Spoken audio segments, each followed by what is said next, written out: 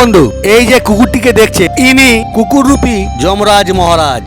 মহাভারতের শেষে যখন পঞ্চপাণ্ডবরা স্বর্গে যাচ্ছিলেন, তখন হঠাৎই এই কুকুরটি তাদের সাথে যাত্রা শুরু করে দেয়। রাস্তা ভয়াবহ ছিল, যার কারণে একে একে সকল পাণ্ডবরা মারা যান, কেবলমাত্র যুধিষ্ঠির ছাড়া। যুধিষ্ঠির স্বর্গদ্বারে পৌঁছালেন, তখন ইন্দ্রদেব যুধিষ্ঠিরকে স্বাগত জানান। তখন যুধিষ্ঠির কুকুর সহিত স্বর্গে যাওয়ার জন্য তৈরি হয়। ঠিক তখনই ভগবান ইন্দ্র বলে ওঠেন, এই তুচ্ছ কুকুর এর ভিতরে মোটেই প্রবেশ করতে পারবে না। তখন যুধিষ্ঠির বলেন, স্বর্গ পর্যন্ত আসার পথ এতই দুর্গম এবং কঠিন ছিল যে আমার প্রত্যেকটি ভাই এক এক করে মারা যায় এবং আমার সঙ্গ ছেড়ে দেয়, কিন্তু এই কুকুরটি আমার সঙ্গ ছাড়ে না এবং এখনো পর্যন্ত আমার সঙ্গী। যদি স্বর্গে এ না প্রবেশ করতে পারে, তাহলে আমিও স্বর্গে প্রবেশ করব না। ঠিক তখনই কুকুরটি নিজ আসল রূপে প্রকট হন। তিনি স্বয়ং যমরাজ ছিলেন, যুধিষ্ঠিরের আসল পিতা, যার কারণে সঙ্গদান পুত্রের সাথে স্বর্গ আরোহণে। তারপর ইন্দ্র তাকে ঢুকতে দেন। জয় শ্রীকৃষ্ণ।